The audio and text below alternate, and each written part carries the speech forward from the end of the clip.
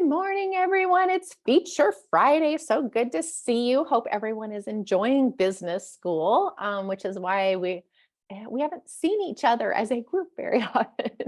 Even it's just a bigger group.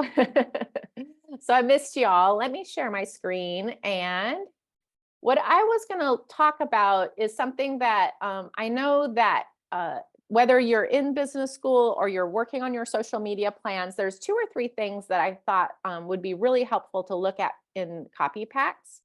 And let's do a coaching program for SEO for small local businesses. So I'm going to say that's my company. And then what I want to show you is the email marketing. There's several different, in fact, you'll want to go through, if you're interested in having this write your emails, you may want to go through all of these. I'm just going to pick a couple of them. And I ended up doing 4 or 5, so it may take a second to load here. But one of the things that I hear a lot from you guys is like, okay, I have this email list. What do I write to them? and we're going to talk about this a little bit in business school next week. But similarly to what you're doing on social media is we really want to create content that connects with people. The email list feels a little bit more one-on-one to that end user. So you can get a little bit more personal. It's less public. I always feel more comfortable with some of my stories in email versus just blasting them out on the internet sometimes. And then you also want to give value and like kind of all those topics that Rachel was talking about along the customer journey. You could be creating content that is multi-purpose. You could be placing it on social media. You could be placing it in your emails. You could be placing it on websites, wherever you are publishing throughout. So this is just specifically going to give you some email, which just basically means a little bit longer form content than you normally would put on Facebook or Instagram. That does not mean you couldn't use it for Facebook or Instagram. So we have a series of happy sales emails. I love the happy sales emails. Basically, what that's going to be is similar to what we talked about last week, is that anything that is called sales is going to have more of a strong call to action. It doesn't mean it's not going to connect with someone or it's all about the product. It's generally going to be kind of like we've talked about, solving someone's problem, asking them to buy or asking them to look in deeper. So these happy sales emails are things that are going to start with kind of a funnel and end with a call to action. So from zero to hero with the SEO coaching program. You can see it like, okay, I have no idea what I'm doing, to, oh my gosh, I actually got on the front page of Google without saying that. Or, hey, my boss has told me that we need to be seen on Google. How do I do that? Oh, I'm going to look like a hero if I can get this information. So really simple things. And then you can see it's going to have areas for you to put your stuff in. So be careful with these. You want to make sure you do read through them, make sure it makes sense for your product, but at least you're not staring at a blank page. And these are things that you would just copy into your email client or into your own personal email and send them out after editing them.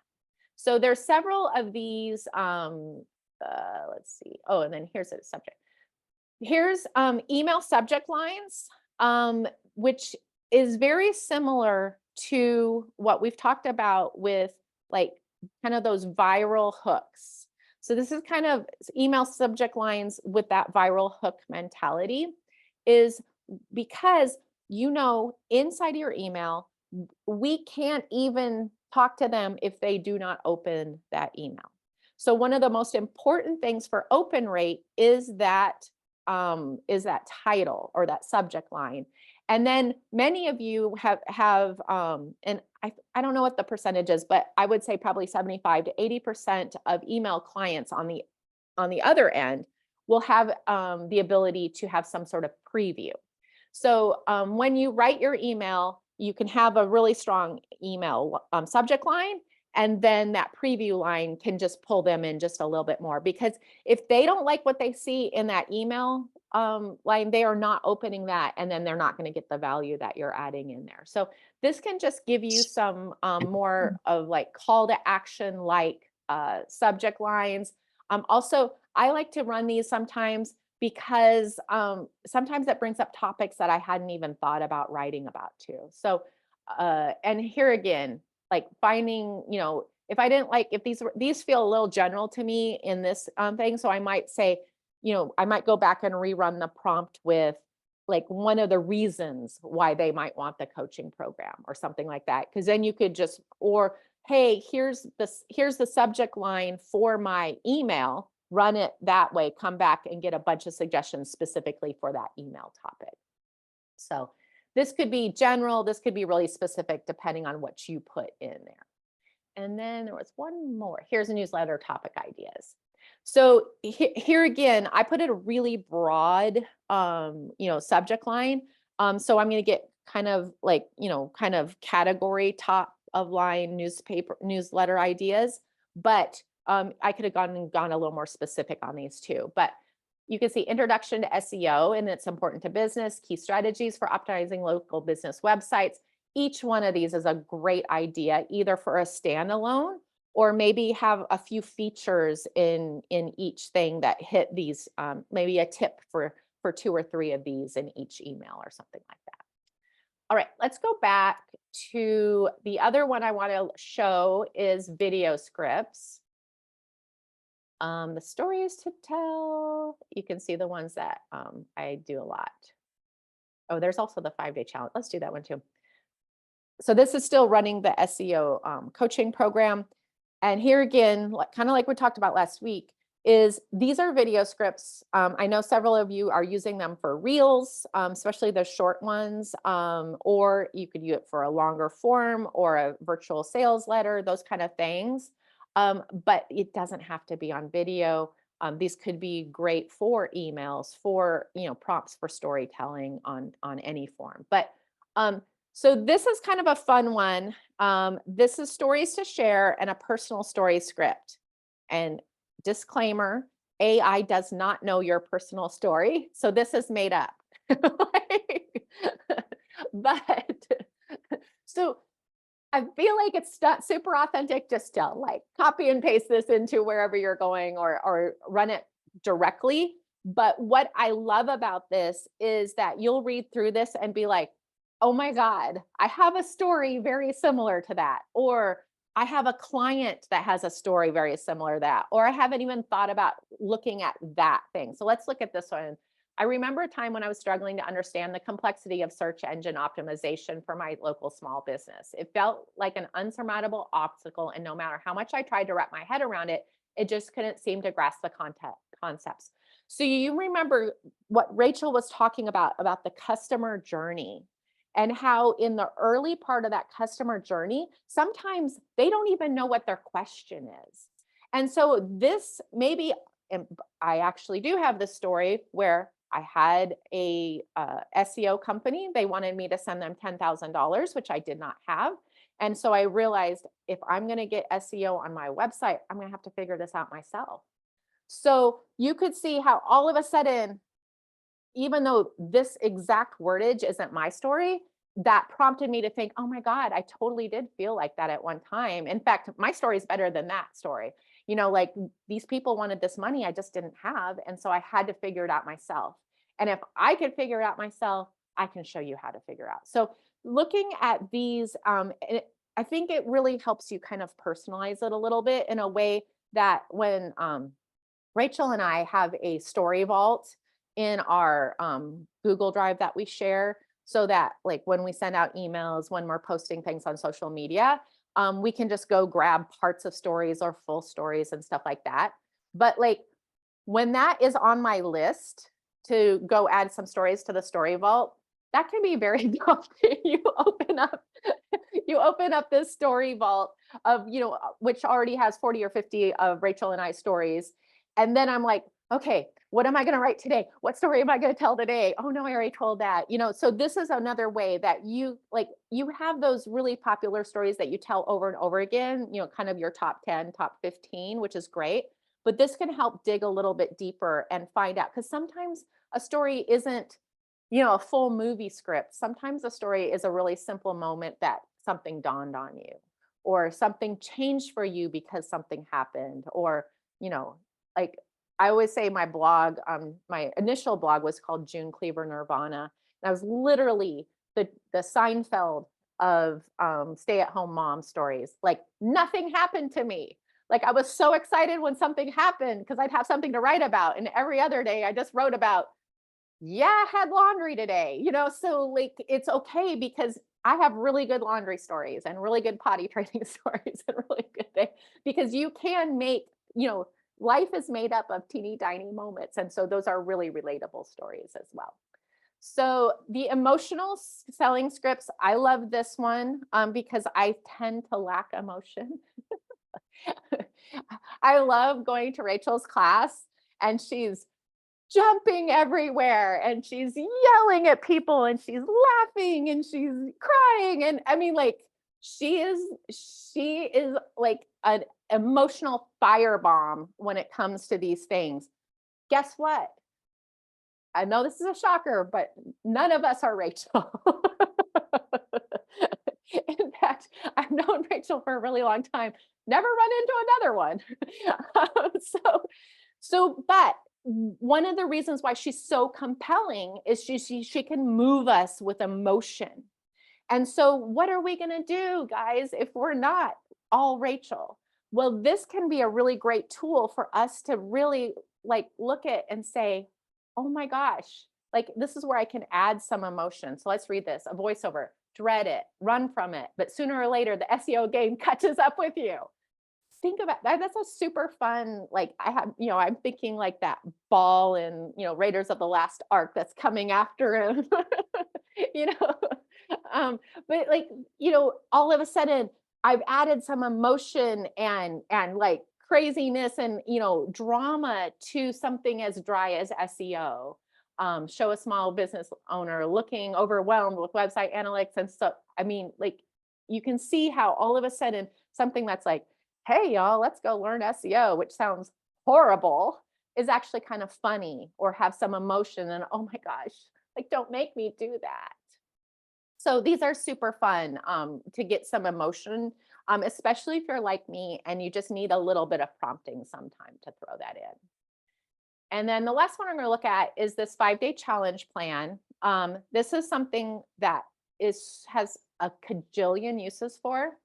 It makes a really simple roadmap to do like maybe a five-day series. Actually, if you read through this could be a 30-day series or a 5-week series because there's so many ideas in each one of these. If you're looking for, especially if you're getting started with email or video, either one of these works really well for taking these ideas and expanding them a little bit into, you could also take one of these ideas and run it into like the emotional selling script so that you're not like you're sitting down with this idea, but you're also sitting down with the script as well. But these things could be a series. They make a lovely series where you're taking someone from start to beginning.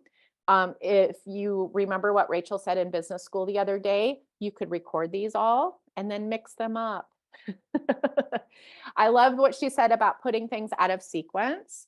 So, because a lot of you are similar to us in that we just give everything away, but people still buy stuff from us. How does that happen? Well, because you're busy. You could go all over the internet, find everything I've ever written and, put together what I would teach you today. But one of the reasons why you would pay me money is I'm going to sequence it. I'm going to weed out the stuff you don't need, that kind of stuff. So these things are really fun. You could do a series in order if you're doing something that you're catching attention or building like no trust. But this could also be something you put into your social media and just mix and match it over time, because each one of these could stand on its own. And then you could see how you could record all these things, use snippets all over the internet, and then use it in sequence in a 5-day challenge that you sell on PageWheel. So think about how you can do it once and then chop it up a little bit and use it for different reasons. Just because you have a tip in your 5-day challenge that people pay money for doesn't mean you can't share that tip next Tuesday on Instagram. Because it, like I said, those people would have to run around behind you, catching all your tips and then sequencing them to actually like not need to buy your product, if that makes sense. And most people aren't buying your product for the content, specifics. They're buying for you to share with them the easiest path to success, the community that the support, all those kind of the emotion that's involved in the purchase. So, all right, any questions about any of those? On the email, I've not Yeah. been in there. I Mhm. usually write my own emails, but Yeah, the emails that had little pictures of envelopes, what were they for? I don't know. Let's look. Because usually those are like templates for Canva, but I can't imagine we would have a template for an email in Canva. Yeah, I think it's just a decoration. Yeah. Okay. Yeah, I was I like, didn't wait a even minute, notice what's that. that? Yeah, it's fancy, isn't it? I thought, wait a minute, what's that? I always look at things differently when you're showing it than when I. I know. I didn't even notice that.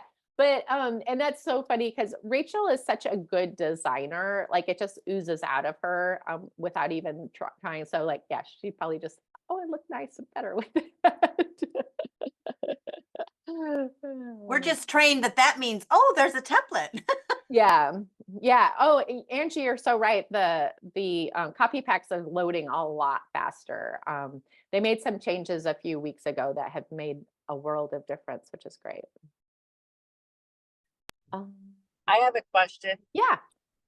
Okay, so I have some posts that are going up on my business page Mhm. that I have had lots of conversations over photos and people losing photos, and I have a business that I can help with that I don't really promote very much. But I went into chat and I'm trying to figure out how to start using the copy shop more. Mhm. And I said, I'm going to write a very long story, but I need it to be put into three. It's way too long to put. Right. And so it broke it down into 3 sections. Mhm. If I took each section and put it in copy pack, that would help me even make it more, correct? Yeah. So, and one of the limitations in copy packs is going to be the length of the prompt that you're able to Right. do. Whereas at ChatGPT, oftentimes you need to put in 17 paragraphs of a prompt to get what you want. Right. Which you're not really able to do in copy packs because that's ridiculous. Right. So you may have to hack that a little bit and like pull out just the main point of each of those things. The other thing I would do, Sandy, and this is one of my favorite things in the whole world, is I take one of my really long stories Right. and I chop it up and then I just add a cliffhanger and to each end. So, I'll say, will Holly be able to, blah, blah, blah, blah, make it to the party? And, will her hair be horrible? Will she be naked? You channel your inner soap opera and just be over the top silly. Like, what will Holly do? And I always do that in the third person because it's just more fun. And then Okay. at the beginning of the next email, I'll do one of those super over the top soap opera. We left Holly. She was in her bathroom naked without a hair dryer with 20 minutes to get to the party, dot, dot, dot, and then keep going. And so if you Okay. think about just adding in those absolutely ridiculous, what will Sandy do? Will Sandy make it? And this is especially effective when your story is like normal. When it's like, will she make it to work on time? What I use chat for is I'm using a lot of my stories to make content. So Yeah. I'm writing my whole story using chat as an editor and then saying, okay, this is too long. Let's put this in pieces. And I keep calling it him. It's giving me titles for each thing. So I was thinking I could put the title into I think that would be copy pack. perfect. Yeah. Yeah. Okay. Yeah, and I mean, if you were like, hey, I don't even, you could probably get ChatGPT to write you a cliffhanger, a soap Yeah. opera cliffhanger. That it'd probably be really good at that too. Okay. But yeah, I mean, and people love that because they'll remember that. They'll open that and then I may have in my subject line, I'll have part 2, and then in that preview, I'll put part of that cliffhanger, like, we left Holly in the bathroom naked. You know what I mean? Like, so that like they remember, like, oh my gosh, does she make it to work on time? Or yeah. So because the funny thing is, and this is why, like one of my very favorite movies of all time is La La Land, because it made it believable that we could live in a musical. Like, I mean, when you're stuck in traffic, what would be more fun than everybody getting out and dancing on top of their cars? like that's a world I want to live in. And so I think when you can like blow it up for that, like that's like, to a certain extent, we really don't want to live in a soap opera, but we kind of do. Right. So like when we can call out just the absurdity of every single day life, it can be really, really fun. Okay, cool. Yeah, I was like, I live in ChatGPT, but I'm trying to do copy packs more, and it's like, Yeah, and copy packs, I think, and I use both, Right. for very different reasons. Copy packs is really good for that finished product that I'm just Right. taking straight over. I always feel like Pageville does a really good job at like making AI work for you.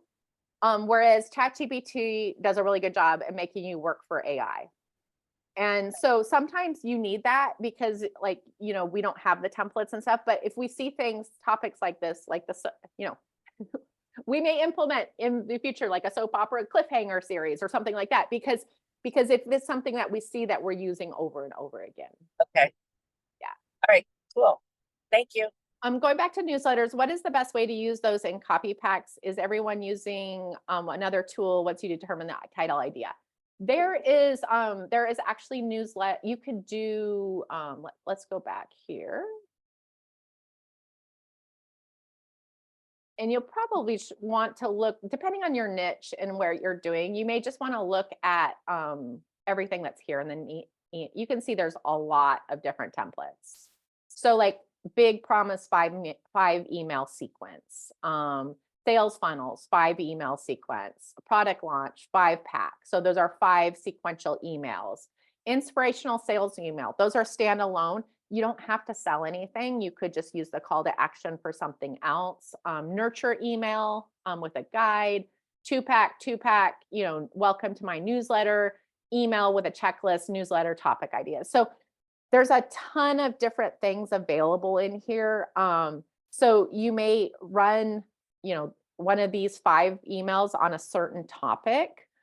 You may only use 2 or 3 out of the 5. That's the other thing that I do all the time is I overdo what I need and then I just pull the best so that I'm not like, I don't feel like that's the beautiful thing about copy packs. Just run another pack if you're not in love with all 5 ideas. So Holly, let me make sure I understand. So let's say that you were on the newsletter topic ideas. Mhm. You would take one of those ideas and then go to one of the email Yeah, let's do it. options. Okay. Let's see. Let's do common. So I'm putting in common SEO mistakes to avoid. And then let's run a nurture email with a guide and a big promise. Let's just see what Okay. happens.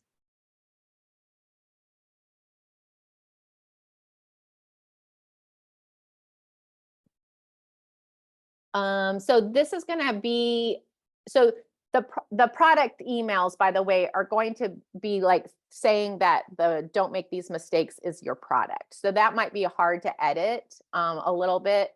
So let's look at the next one that comes, the nurture emails. Those may be a little bit easier to deal with.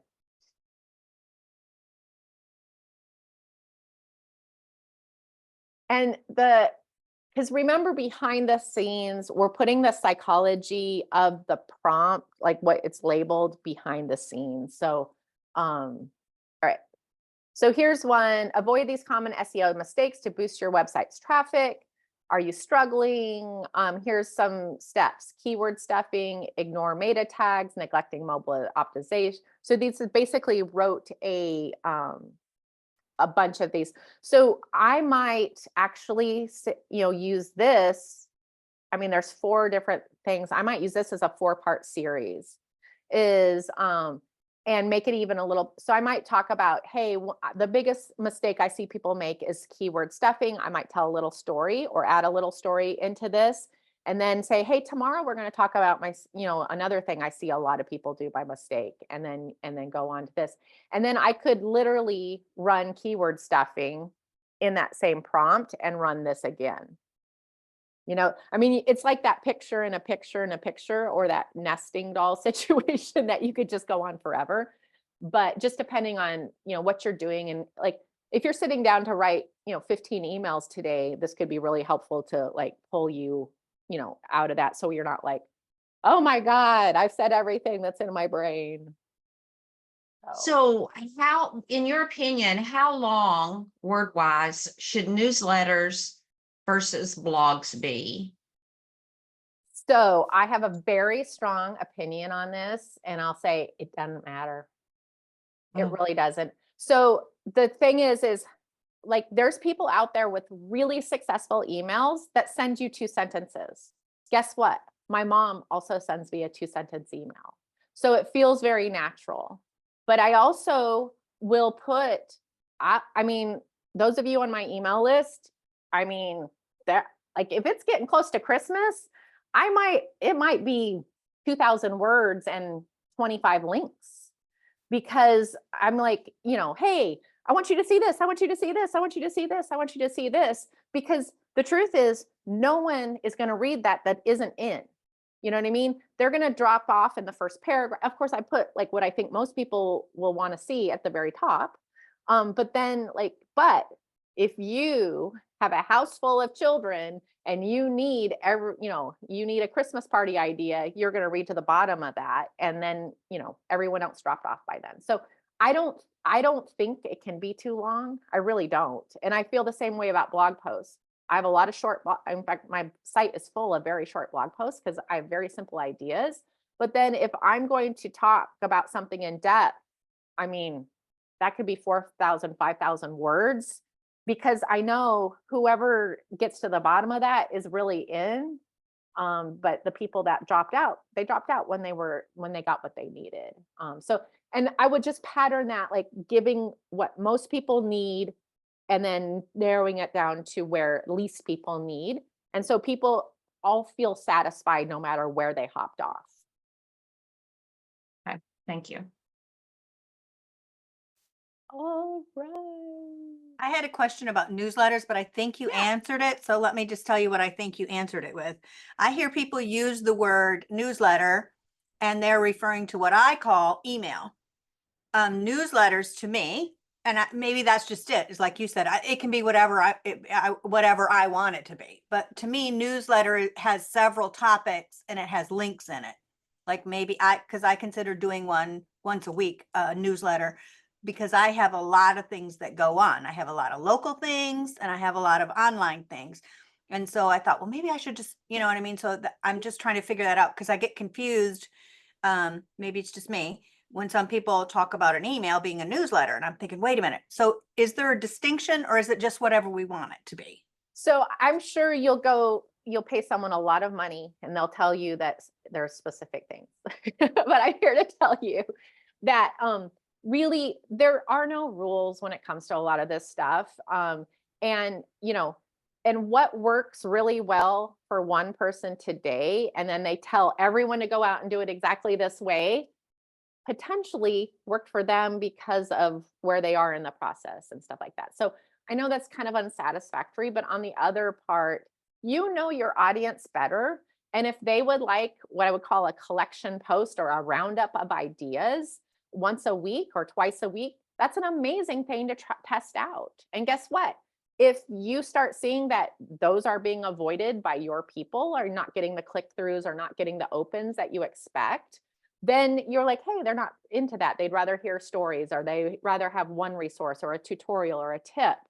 But what I found in my group is that the more I like give something for everyone in those emails, the more opens I get, the more click-throughs I get. So that's like, I'm just always following the pattern of what is working and then giving them more of that. So that's why I send out 1 to 2 emails a day to my list, because they still open them, they still click on them, they still, they still interact with them. Whereas, I was afraid a few years ago to send out more than once a week.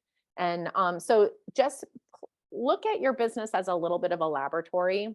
If you think it's going to work, test it. Like, and if somebody doesn't like it and you thought it was going to work and you had the best intentions, they probably weren't the best person for your group or for your list. So that's the other thing is, if you do not want daily emails, I do not want to pay for you on my list, because I'm all about the daily emails. I'm all about like, hey, we're in this together. Here's some things to do. These are fast, easy, cheap.